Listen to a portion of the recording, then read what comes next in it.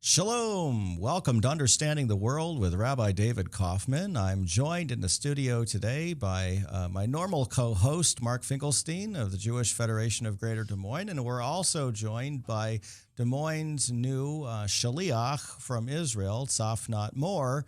For those of you who don't know, a shaliach is somebody who helps kind of bring connection between Israel and the United States and shares things about Israel. I'll let Tzafnat explain more when we get to talk to her in a few minutes.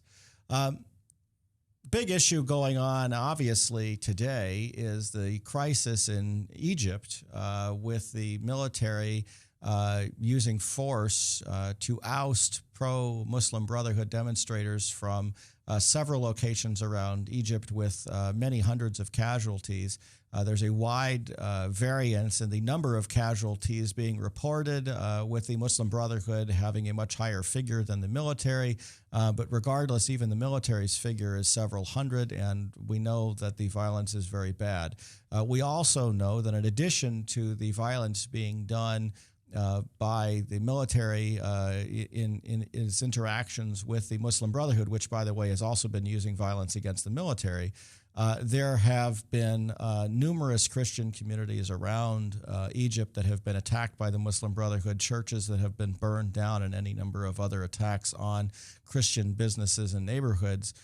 In part, this is opportunistic, that these conflicts have been going on for a very long time, and when anger rises up against the government, it is not unusual for Muslim Brotherhood and other radicals to take out their anger on Christian communities in Egypt. This is part of why, as a matter of fact, the Christian groups were more aligned with Mubarak than they were with the Muslim Brotherhood when they came into power, simply because their lives and their security were dependent on the government defending them against the Muslim Brotherhood. So this is something to be expected. Things in Syria continue to deteriorate. The situation there is not very good. We're now seeing actually attacks by Muslim groups, Sunni groups, against Hezbollah, with a Hezbollah stronghold being attacked. The Alawite Assad group is still holding on to power, and things are very chaotic there, with many refugees still in Jordan, more pouring over the border every day, many injured, and there really is not a whole lot of good, accurate reporting as to what the situation is there day to day. I'm sure intelligence services have more information than we have, but there's not much new information coming out. Other than obvious stories of misery that have come across the internet from various places. There is also the beginning of the peace process between, or the renewed peace process between the Israelis and Palestinians, and much of the information concerning that process is being held under close wraps. It's evidently the case that one of the stipulations in the peace process is that the only person who's going to be talking about the peace process and how it's going is Secretary of State John Kerry himself, with the belief that neither party's commentary will be very helpful, because the difficulty of the situation is not necessarily one that should be reported, because it will not help. And if things start moving forward, the report of any concessions made by any side will almost certainly stir opposition in both in the homeland of the person involved. So the situation that we have in dealing with the world today is very difficult. We're going to talk about all of these things in much more detail after our short break. Once again, we're joined by Tzafnat Mor, the new shaliach from Israel that's working for the Des Moines Jewish Federation, and also by Mark Finkelstein, our Jewish Community Relations Director here in Des Moines. I'd like to thank, before I forget to do so, Dr. Ronald Bergman and Bergman Folkers Cosmetic Surgery and Spa for their support of this show and enabling us to share with all those around the world this news and being able to bring understanding about the world to the world. That is The World in 5 Minutes. We'll see you after a momentary break. From the RE/MAX Real Estate Concept Studios, this is Webcast One Live. I'm Brian Leach, owner and general manager of Service Legends. I brought along a couple of the home comfort heroes. Hi, I'm Tammy Wells. I am Nick Wondershide. I'm administrative manager I am the senior technician from Service Legends. It seems like every good thing, when you feel it to the bone that it's good, there's a lot of hard work put behind it. I don't think that you can fake it and have it turn out good. You know, if we seem like, okay, that's just weird, it's just a furnace, why would you believe so deeply in a furnace? It's not just that, you know, we want to show the world that you can have good service. Yeah, I mean, it's got to be, it's your home. You know, it's built into our daily trainings, it's built into our culture, that we're going to do whatever it takes to have each client say they love us, period. That's why we spend all the hours in the training that we do. And if we guarantee it's going to be a good experience for you, or else it's free, what type of work do you think we're going to do? There is a guarantee. Temperature selection guarantee, fixed right or it's free guarantee, comfort guarantee, best value guarantee. All of these guarantees hold us accountable to ensuring that we exceed your expectations. And if for whatever reason we'd fail and we can't make it right, we guarantee all of those guarantees with a 100% money back guarantee. I mean, if you don't think that your technician can fix it right, are you going to say that to a client? No. You don't have to worry about having a technician come to your house. We drug test, background check all of our team members. We put safe people in your home. Each and every one of our service techs, 400 hours a year in training. You tell it the minute they walk in the door. They know what they're doing, they've done their homework, and they actually truly care about what you want. Because at the end of the day, you're the person that makes sure I have a job. They're going to be listening. They're going to want to know what your challenges are. Then they're going to come and give you options, and you get to choose. If I'm there to help and I make it easy and painless, I did my job right that day. Well, when it comes to your comfort, safety, and your family, you know, you don't necessarily go buy the most expensive, but you get the most bang for your buck. Oh, it's worth it, because there's a lot of people that will find a way to get it to work right now and then leave and then come back, charge you again, and the cycle just repeats itself. So when I'm out there looking at the furnace, I want to find why it failed today. How can we change the part today with something that you're not going to have to worry about? Is it worth changing the part today? I mean, you can put a lot of money into a furnace. I can fix parts all day. There's good job security in that for me. But is it the right thing for you? I get a lot of the phone calls of after the technicians are there. They're just in awe. They're like, wow, you guys are great. I mean, I don't even know what to say. You guys are great. Everything you did was perfect. It was great. Keep going though, I like this. Just give us a try. I'm going to take all the risk. I've got the time to make this right. I've got the support to make it right. Just check us out. And if you don't see the value in what we do, I mean, fixed right or it's free or 100% money back. enough said. Shalom, welcome back to Understanding the World with Rabbi David Kaufman, and I'm joined in the studio by Mark Finkelstein and Tzafnat Mor. And as Tzafnat pointed out, shalicha is the correct term for what she is, not shaliach. I was thinking it was an official title, but shalicha is the feminine form of the word, and it's obviously more appropriate for Tzafnat. But Mark, can you explain a little bit about what a shalicha does and introduce Tzafnat to us? Sure. Many communities around the United States, Jewish communities, have an opportunity to bring, especially young people from Israel, to come invest a little Israeli culture, some Hebrew language, and understanding of the country into their own communities, and to share that with various parts of their local community. We're very pleased to have Tzafnat Mor come join us for the year. And Tzafnat, tell us a little bit about yourself. Okay, first, happy to be here. Just arrived 2 days ago. I live on a kibbutz. It's called Kibbutz Israel, which is similar to Israel, but it spells different and the meaning is different. It's in the north, in the valley area. And I spent 3 summers at a Jewish summer camp in Texas and worked a bit with the reform movement in Israel. And I got an offer to come and try out for 1 year of shlichut. And I said, sure, why not? It's something that I had in mind already. And I said, well, give it a try. And it worked out pretty well. And I'm here. Tzafnat, how did you prepare for this particular position? Okay, so we had 2.5 weeks of training course in Israel, in Jerusalem, with all most of the shlichim that going to be around the world, most of the shlichim going to be in North America, the United States and Canada. Some are around my age, some more older with families. Some are what we call Hillel shlichim, so that means they work in the universities and colleges. Some are movement shlichim, working with youth movements around the world. It's more common actually around the world than in the United States. And pretty much they explain us about the process and what it means to be a shaliach, shlicha, what it's like to work with a Jewish community and their needs, and to expose them to Israel, and basically just to strengthen the connection with Israel to the community. Now, we understand you'll be working a lot with the children of especially the Jewish community in the community school. Do you have some ideas how you'll be interacting with the kids?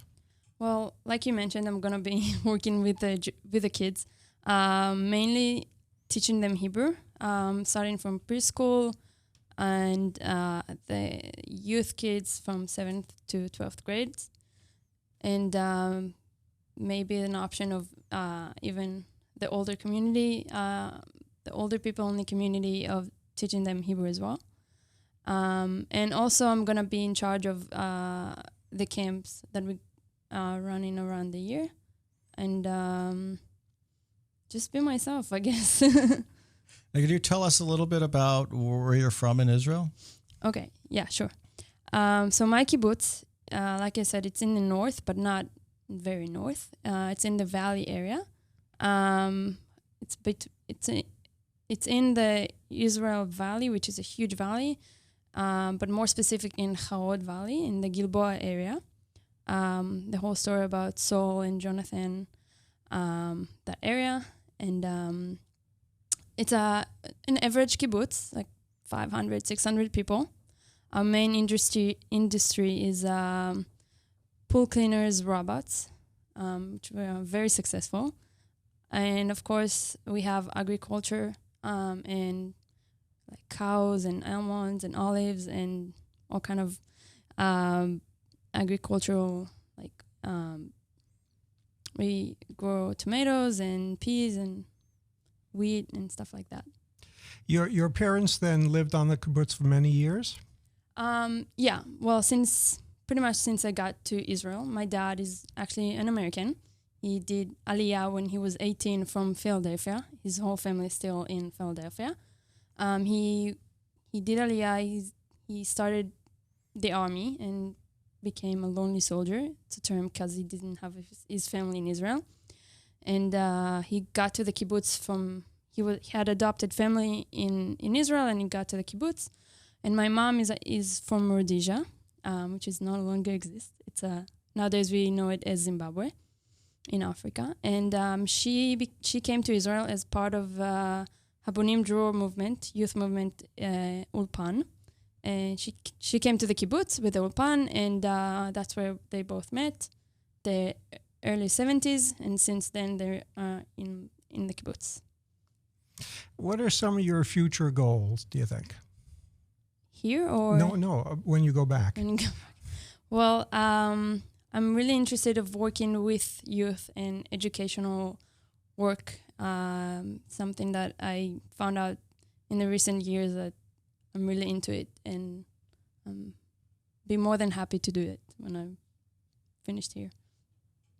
So, Tzafnat, we were talking a little bit about the prisoner release earlier, and I was mentioning that there were some pretty heated reactions. I noted particularly Ayelet Shaked's response from Jewish Home Party on the political right wing, but I had also mentioned that there were reactions across the political spectrum. Can you talk a little bit about that and your thoughts? Yeah, I think it's a very delicate situation, and like you mentioned, it caused bold reactions from both sides of the political map. Some people say we shouldn't release so many prisoners and basically we don't get anything except from a promise that maybe something will happen at the peace talk. And some say we should release more. Like I said, it's a very delicate situation, and we over the years we brought them back prisoners. Did it work? I don't really know. Now, we all hope for peace. Do you think this latest round of negotiations has a chance of attaining something significant? It's hard to say because, well, from the Palestinian point of view and the side, like the Hamas say that Abu Mazen has no right basically to negotiate with us, and because they are still fighting for power within the Hamas and the Fatah. And so they have their issues. They strongly against the peace talks. And again, in Israel, it depends who you ask. It depends if you're a right-winger or a left-winger. If you're a right-winger, then they say probably nothing's going to happen. And if you're a left-winger, they'll say, okay, maybe this time. But it's hard to say, especially at the beginning, and we'll see. I don't really know. We will all want to say that there will be peace. I think we are very far from it. The chief Israeli peace negotiator is Tzipi Livni. Yep. What do you know about her? Well, her father was a very right-winger in a political view. She was at the Likud party, but after the depart of Ariel Sharon, she moved to the left. I'm not really agree with her opinions, but that's just my point of view of the situation. I don't know what she's gonna do with the peace talk. Like we talked before, that most of the details are behind closed doors, so no one really knows what's happening there.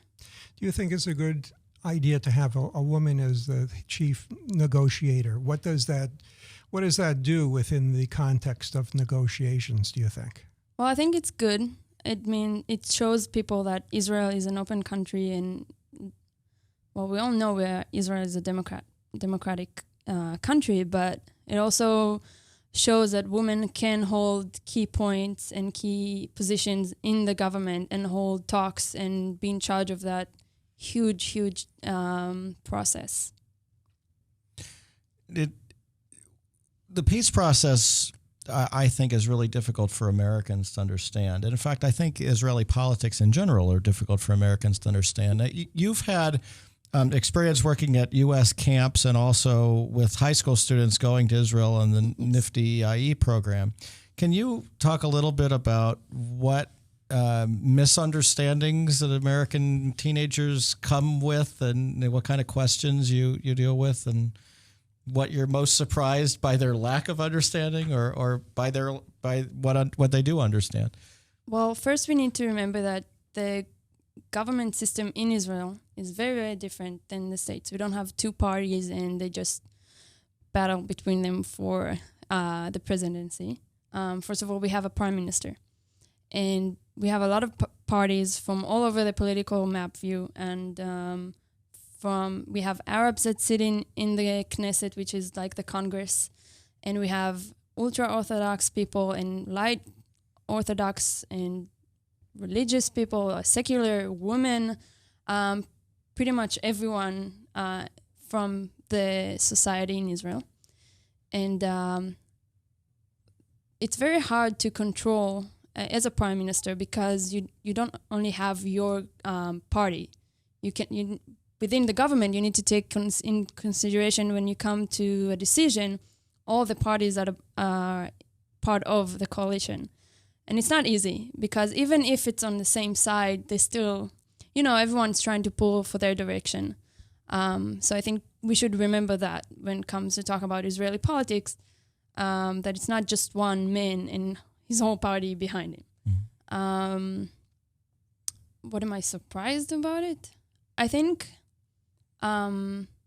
I'm not surprised, but it's always nice to see how like the youth, the American youth that I worked with, want to know and looking for to understand better the situation in Israel in terms of the dispute that's been going on between Israelis and the Palestinian. And I think it's great for them that they can develop their own opinion about the situation, especially after they come to Israel and experience, whether it's 4 months, a year, 6 weeks over the summer, they get to see the stuff that's been going on in the country from their own eyes. And I think it's a great opportunity for them to be a bit more understanding. And when they come back to the States, they have more knowledge. So when they talk about it, they don't just say, oh, it's just because this and that. They can actually come and give the details and not just throwing numbers, because I think it doesn't mean anything.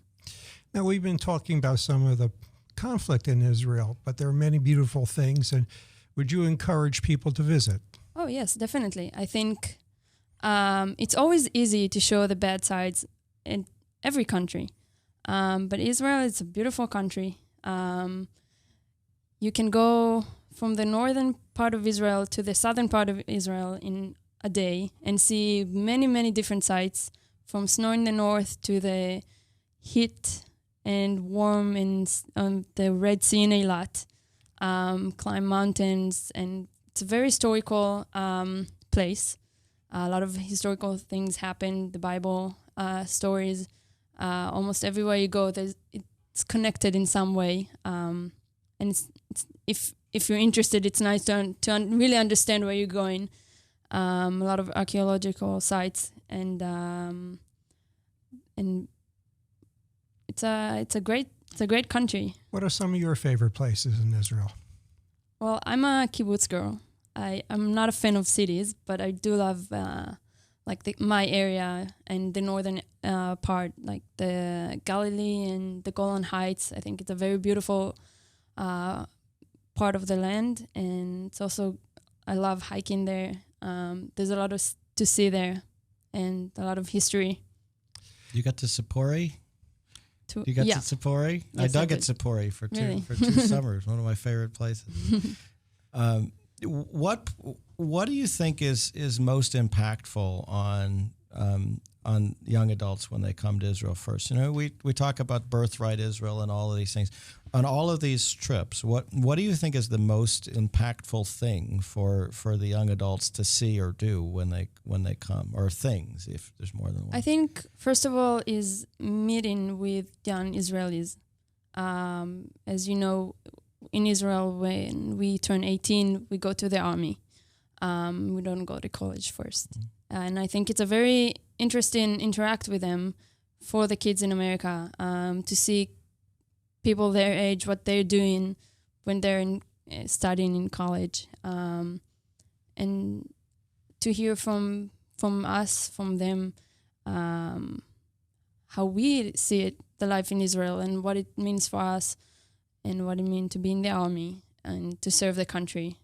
I think I would say that probably the main thing that affects them. We have a relationship in our community with Partnership Together, which has a relationship with the Western Galilee. First of all, have you been in the Western Galilee? Yes, I did. Okay.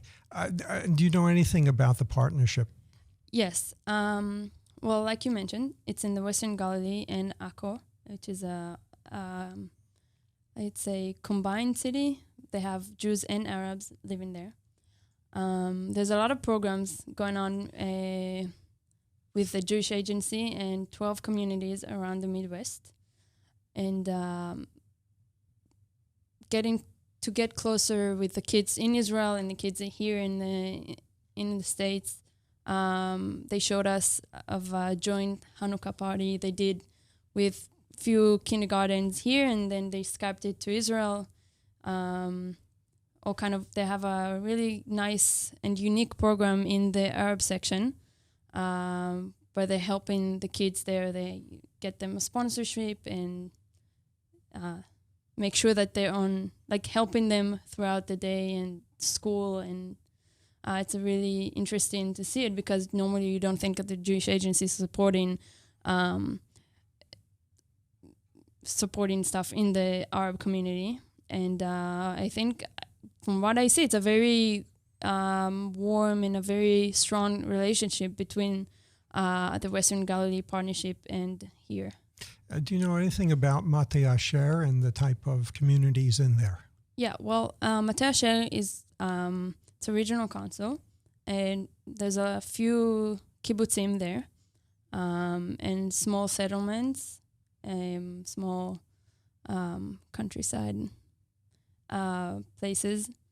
And I know they love volleyball there. They have a really good volleyball team. Do you know anything about the Akko Festival? A bit, yeah. I know it's like a big thing in Israel. Yes. There's like a lot of arts performances going on there every year.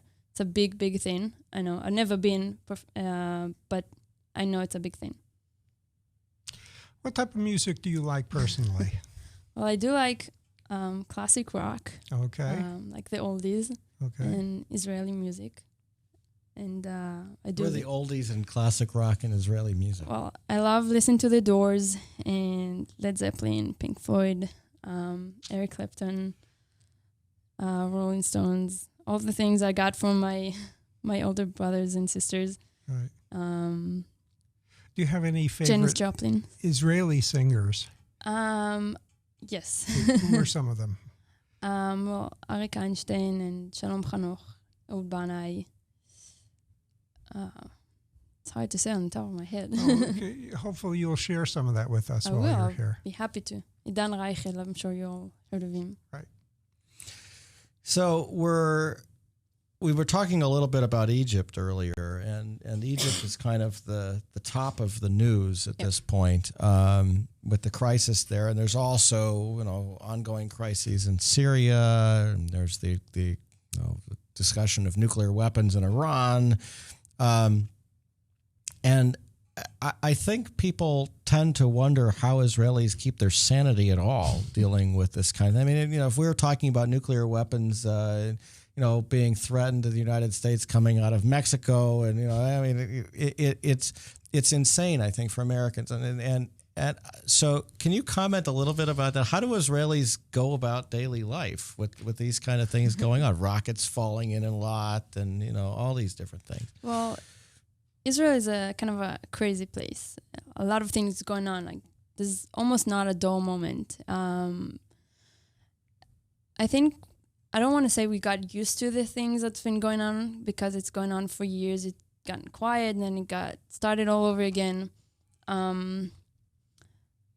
I think it depends where you live, obviously, because if you live closer to the Syrian border, then it might affect you more than if you live in the central Israel. The part with the rockets, it's been going on for years. It didn't start yesterday, and it won't stop tomorrow, unfortunately. Luckily, we have the Iron Dome, so it's proven to be working. So it helps the civilians that lives in those area, in Eilat area, in the Gaza Strip area, around Beersheba, to be more relaxed, because they know someone is protecting them. And I don't know, you just live with it. That's the situation. I think as long as it's staying in their border, it's not coming to us, then we're okay now. Because once it got started to move towards us, then maybe people will start be more. What's the best outcome of the crisis that you can imagine? Talking about Egypt. And I'm talking about the Israeli-Palestinian crisis. Oh, okay. What's the best outcome that you would like to imagine? I think to almost what everyone think, that to reach an agreement. What would that look like? I think it's going towards two-state solution, but it's, like I said, it's very far from now. It will take. It's not gonna. You don't snap your fingers and it's over. it's not magic, and it's gonna be taking a lot of hard work put into it. And I mean, people think it will be over if we just sit and talk, but it's complicated than that. It's not, because each side wants something that the other side is not willing to give. So. Now, how close is your kibbutz to the West Bank? Well, the Sumerian area starts not far from my kibbutz. It's called. It starts in Jenin, which is not very far from my kibbutz. That's not very far. We have to give Americans context here. What qualifies? Not very far is like maybe 30 minutes. I mean, from my kibbutz to Elad is like maybe 6-7 hours.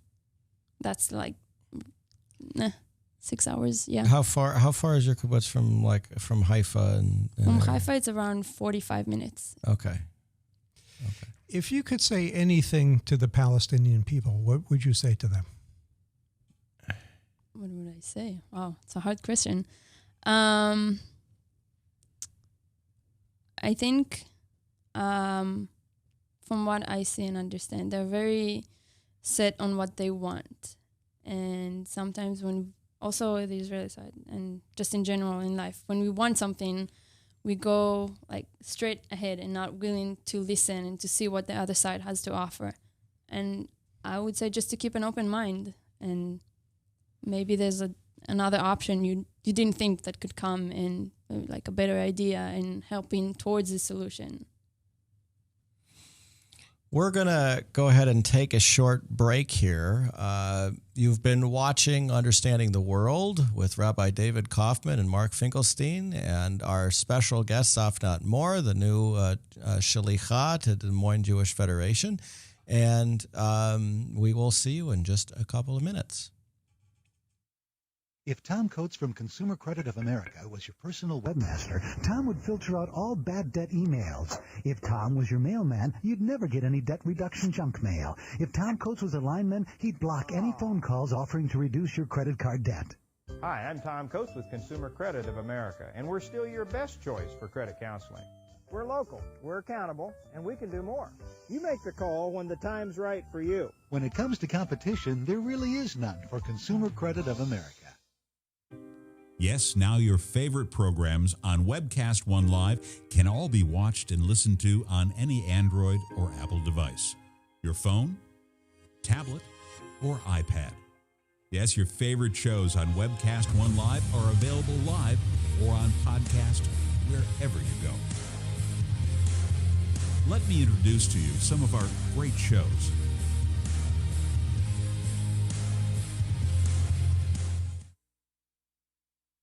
My name is Justin Bennett with Strong Tower Consulting, where we passionately coach individuals, families, and businesses to make better financial decisions that help create success and eliminate financial stress. I offer a free 30-minute consultation where we find out where your situation is. I explain how I do my coaching services. Then it's up to you whether you want to continue. The Bible has, depending on who you believe, 800 to 2,000 scriptures that talk about money alone. So pretty important subject in God's eyes. That's one of the things that I enjoy doing, is help them see God's ways of handling money. You know, it's interesting, most people that I ask, what would it be like to be debt-free? The common response is, I don't know. I don't think it's possible. But in 90 days, most of my clients go from, I don't think it's possible, to I'm excited. In 2 years or less, I will be debt-free. There's no tricks, no gimmicks, nothing being sold here. It's just learning how to do money well. This is Strong Tower Financial Hour, where we help people go from being broke and scared to having hope with a plan. I'm Michael Libby. I'm the host of Insight on Business, the News Hour. We're seen live at 8:45 each Monday morning at Webcast One Live, or whenever you want on my blog or on the Internet. So what qualifies me to talk about advertising, marketing, and consumer trends? Well, it's my business. Insight Advertising, Marketing, and Communications has helped dozens of companies, small, medium, and large, learn how to use advertising correctly. And we pass that information on to you each and every week. So when you want to watch your favorite Webcast One program, remember, there's an app for that.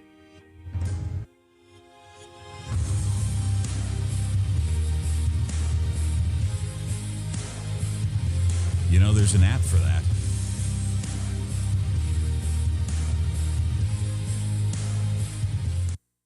Shalom. Welcome back to Understanding the World with Rabbi David Kaufman. I'm joined in the studio by Mark Finkelstein of the Jewish Federation and also by Tzafnat Mor of the Jewish Federation. She's our new shlicha to Des Moines from Israel. And we're talking a little bit about different issues going on in the world in the Israeli perspective. One of the things that happened in Israel recently was the Maccabiah Games. And we'll let Tzafnat talk a little bit about what that was like. Okay. This games of Maccabiah was the 19th games. Held it in most of the games were held in Jerusalem, but it was spread around the country in the central area, Netanya, Tel Aviv.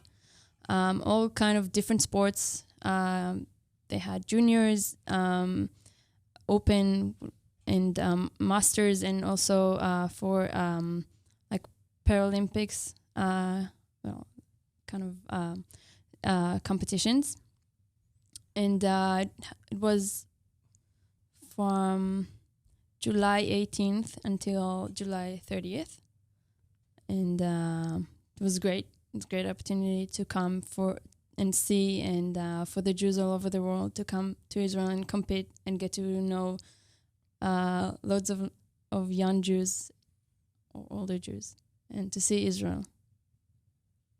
And what's your favorite sports? What are your favorite sports that you got to see at the Maccabi Games? I'm a huge rugby fan. We have a rugby team on the kibbutz, and my sister, she's a rugby physiotherapist. She's a sports physiotherapist, but she worked with the Australian rugby team at Maccabiah, and I got to meet them. Very nice guys, very funny, good players, and it all happened actually during the training course. So I wasn't able to see the games until the semifinal. But I had a lot of fun. It was a huge crowd coming, around like 2,000 people, which is a lot for a Maccabiah event. And the final was between Israel and Australia, who won the previous Maccabiah. And for Israel, it was the biggest achievement so far in Maccabiah Games. We won. We took the gold. For me, it was a bit of bittersweet because I was happy, of course, that we won, that Israel won, but I was a bit disappointed for my sister and her teammates for losing. But like they said, if we lost, at least we lost to Israel. Yeah, and it was a great experience and great watching the games and the environment and see all the people come in and join the game and friends and all that. So I'm sure it's a lot of fun, and it helps kind of direct attention away from all the tension going on in the broader world.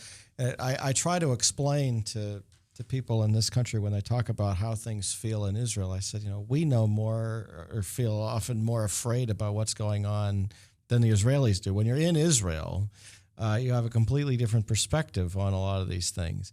I think I felt safer in Israel than I did when I got back from Israel and I was looking at the news about what was going on in Israel.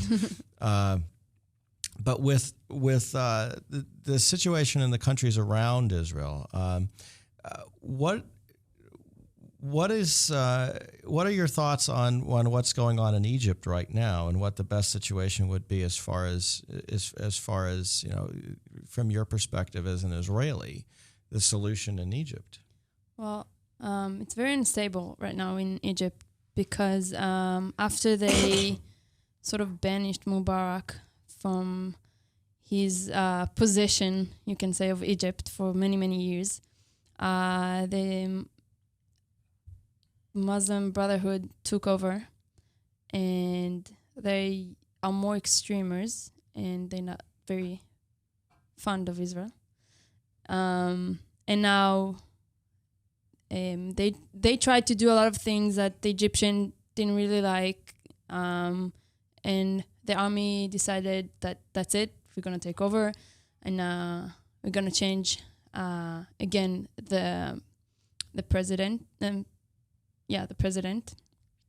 And I'm sure we all heard what's been going on right now. There's a lot of killing going on there, chaos took over the streets, and in Israel, I think the situation is that, as we see it, it's not something that, oh, this one is better for us, or no, that guy. Because I think in every guy that will come up will continue in some way of that line that they started already. So it's hard to say which one is like we in favor, because like they say about the Syria situation that we support the rebels, but the rebels are also terrorists and Al-Qaeda members, and no one can promise that if someone will take over Assad, it will be better for Israel. So you can never know what's gonna happen. It's like you're sitting on an explosive bomb, and can go off any minute. You will see as you spend more time in this country that lots of people will make the argument that we're doing this policy for Israel or that policy for Israel, and we know that this is not true. The reality is these situations are so complicated in dealing with Egypt or dealing with Syria that it's not necessarily about Israel. Doesn't necessarily like either outcome. The question is which outcome the United States likes. I just spent a couple days in Washington listening to various political leaders and commentators, and the general point of view was that for Syria, as bad as the other alternatives would be, if there's any way we can get Assad out of power and weaken Iran, that's our best option. I'm less enthusiastic about that approach than I think some other people were, because I am more afraid that things are going to deteriorate and all of a sudden this weaponry is going to come in the hands of people who are going to use it against Israel or the United States. In Egypt, it seems to be the case that Israel and al-Sisi, the military leader right now, are working together, at least to some extent, where the Egyptians reported to the Israelis that there was a terrorist attack about to take place. The Israelis sent a drone attack and killed the people who were probably affiliated with al-Qaeda, from what I understand. And in fact, the rocket fire that came into a lot Monday came as a response from Al-Qaeda against Israel in response to that very strike, from what's understood here, at least the understanding that I get. The concern that I see put forward, and Mark, maybe you have some thoughts on this too, is that the perception in the region is that the United States doesn't want to take sides, and they're watching. And one of my rabbinic colleagues this morning, Rabbi Michael Borden, with whom I co-founded We Are for Israel, he wrote an article called "The World is Watching," that President Obama has a pattern of saying the world is watching, dealing with the Iranian elections, dealing with the Syrian civil war, dealing with the Muslim Brotherhood and the military in Egypt, and that another commentator, a friend of mine who spoke the other day at an event I was at, said that the one person who cannot be a passive observer to the crises around the world is the President of the United States. The President of the United States always has to take a position. And so there's a question of what's going on here. People don't really understand what the United States policy is, and what the United States wants to see as happen in any of these events. We seem to be standing on the fence that we can't stand on. What do you think, Mark? I think the argument can be made that American foreign policy wants a stabilization of the situation rather than a quick remedy one way or the other. And as we saw in the initial dealing with Egypt, the United States was behind in trying to force Mubarak out, and then was on the side of forcing Mubarak out. So I don't know whether the complexity of the issue keeps changing and therefore affects American foreign policy, or that American foreign policy is not defined enough to take into consideration the possible outcomes. David, do you have any thoughts on that? Well, it seems to me that American foreign policy is in a situation in which we're trying not to put ourselves in a lose-lose situation. And by doing that, in some cases, we're almost guaranteeing a lose situation. Well, if indeed the President of the United States keeps saying the world is watching and nothing happens as a consequence of catching the bad guys doing bad things, that ultimately erodes the power of the United States. Yeah, I mean, the United States, one of the ways you influence policy is by people thinking you're going to engage.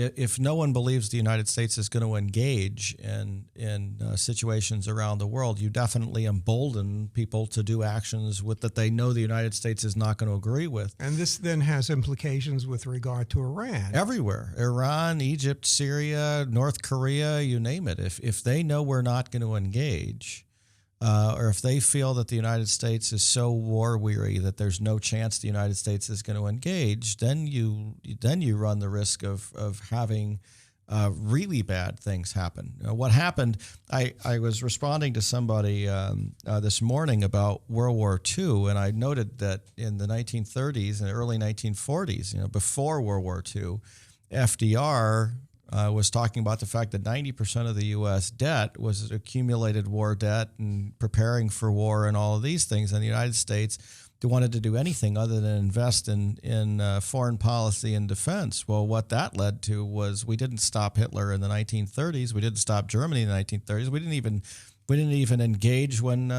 Hitler invaded Poland. We waited way too long.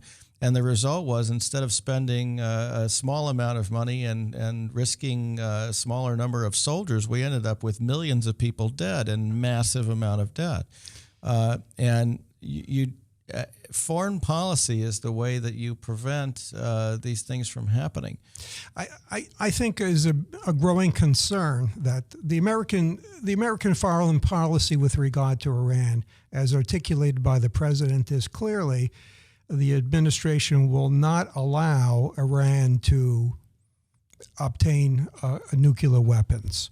If indeed that's at all in doubt, that's going to be very bad, because then the policy shifts to containment.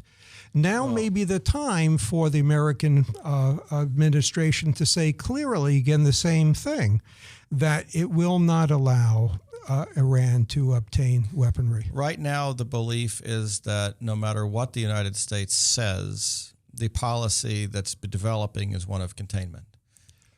Well, that's pretty much there does not seem to be any belief whatsoever that there's even a realistic threat of military action, and this is one of the biggest problems. I mean, from the people that I spoke to in Washington. In fact, there's a lack of being able to trust U.S. policy, not necessarily the leaders, but that the policy won't change.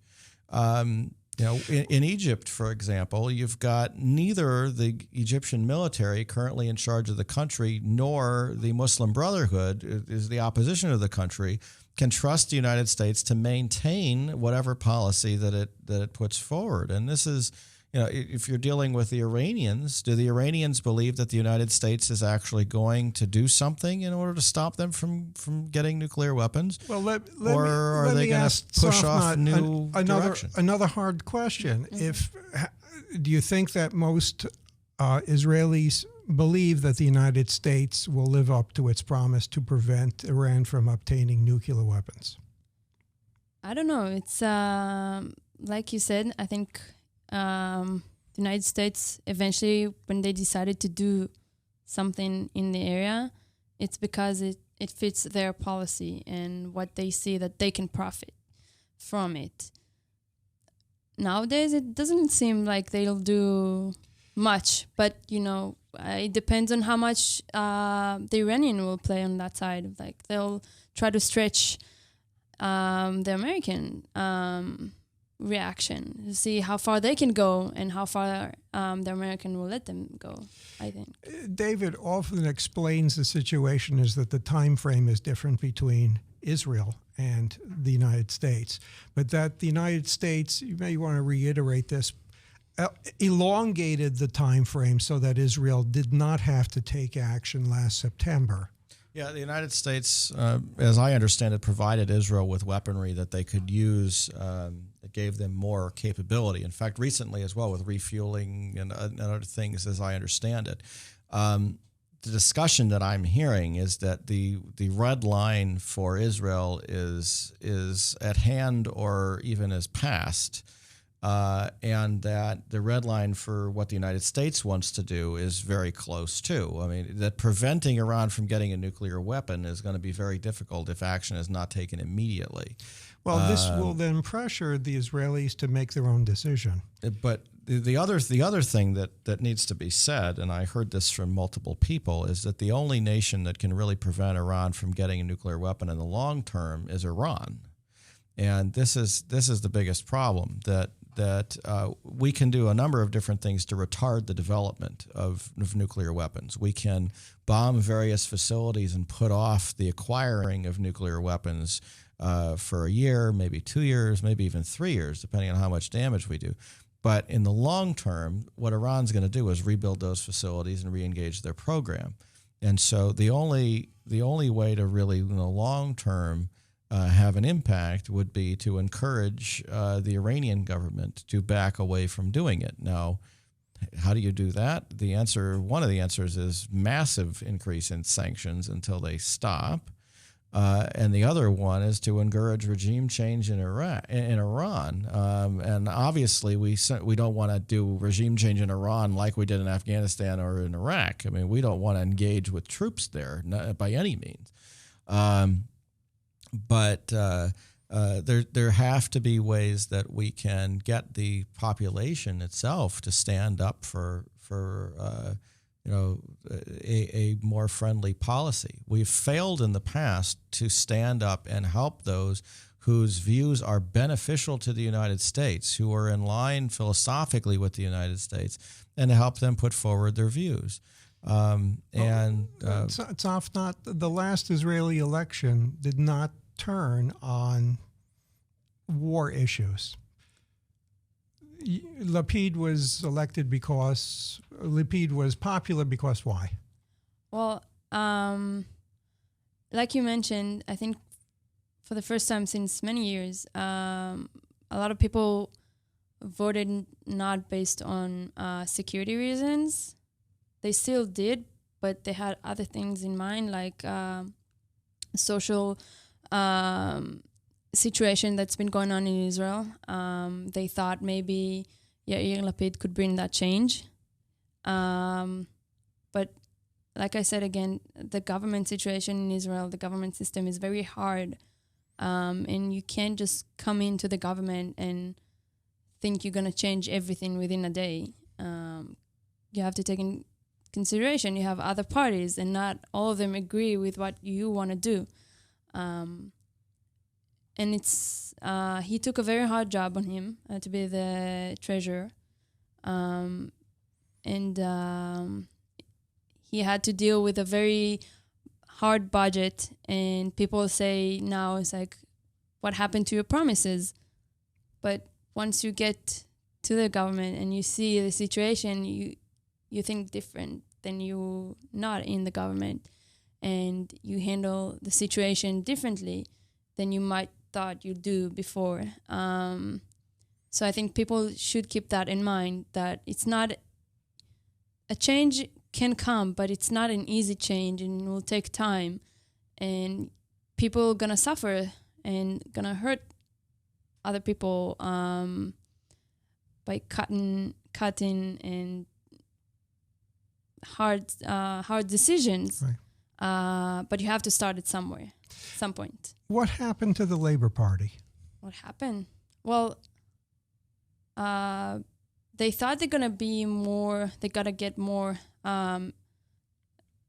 people, and they will be more strong, and maybe even be could be the Prime Minister, Shelley Yachimowicz, the head of the Labour Party. But I think, again, they lost a lot of their voters in the recent years. A lot of people say that nowadays it's not the same Labour Party, and for sure not the Labour Party that David Ben-Gurion meant for it to be. They did better on the recent election than the previous one, but because they don't go for security reasons, they just go on the social side, and they think that their social side is what we should do, but also in their social views, they have flaws, and it also hurts other people. And it's in terms of getting to like kind of an equal point between people will get hurt, but we want to get to a better place, and we need to start at some point, at some stage, the change. You have to be patient. And this is one of the real difficulties in dealing with the peace process is obviously that this is a very difficult situation, not only dealing with the Israeli government, but dealing with the situation in the Palestinian Authority. And one of the reasons that the process is set up at the moment so that there's no information leaking out is because we're in a situation in which the coalition in Israel could be dramatically affected by any decisions that happen in the peace process. The government of Mahmoud Abbas, the same thing in the Palestinian Authority. And when we discussed at the meetings that I was at the last couple of days in Washington, the peace process, what was said is that there's not a whole lot of hope for a major solution, for an agreement that's going to encompass everything, every single issue: borders, security, refugees, Jerusalem, and recognition of Israel as a Jewish state. But there is some hope that maybe we can get some progress on some of those issues, and that the countries, that the peoples who are basically working together right now and are at a state of peace.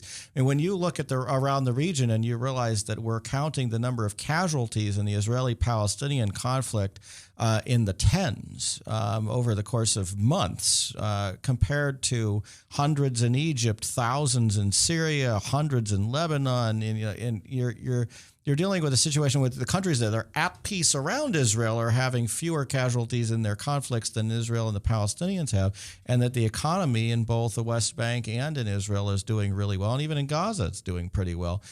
You're dealing with a situation in which there's a great deal of risk for everybody involved, and the gains are going to be incremental over a long period of time. The idea that an agreement is going to encompass all of these things and is going to be done in 9 months is almost insane from the viewpoint of the commentators that I've dealt with. Is it possible? Yes. Is it possible that there's going to be some new agreements that are going to come out of the discussions that are going on now that are going to improve the lives of Israelis and Palestinians? There's more optimism dealing with that than there is that any kind of a final agreement will come out of the negotiations.